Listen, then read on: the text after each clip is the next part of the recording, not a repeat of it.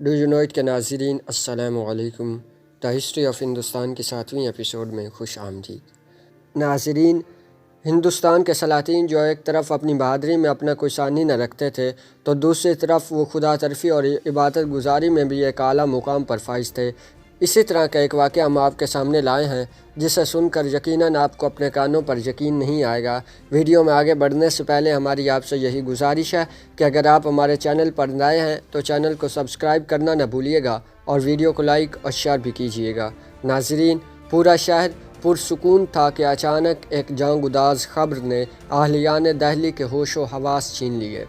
حضرت خواجہ معین الدین چشتی اجمیری رحمۃ اللہ تعالی علیہ کے خلیفہ اکبر اور سلطان شمس الدین التمش کے پیر و مرشد حضرت خواجہ قطب الدین بختیار کاکی دنیا سے رخصت ہو گئے تھے. کیا مسلمان اور کیا ہندو، ہر شخص شدت غم سے نڈھال مہرولی کی طرف جا رہا تھا، جہاں حضرت قطب الدین بختیار کاکی رحمۃ اللہ تعالی علیہ کی خانقاہ نور معرفت سے روشن تھی.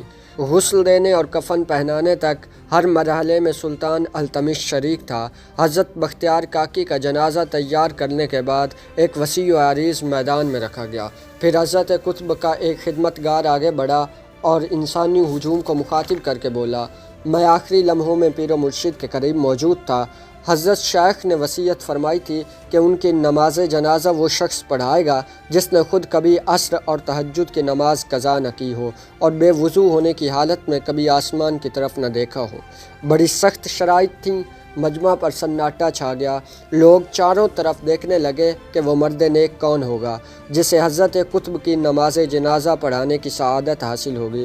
بہت دیر تک کسی صف سے نکل کر کوئی شخص آگے نہ بڑھا. کافی دیر بعد اچانک سلطان الہند سلطان شمس الدین التمش نمازیوں کے صف سے باہر آیا اور امامت کے مصلی پر کھڑا ہو گیا.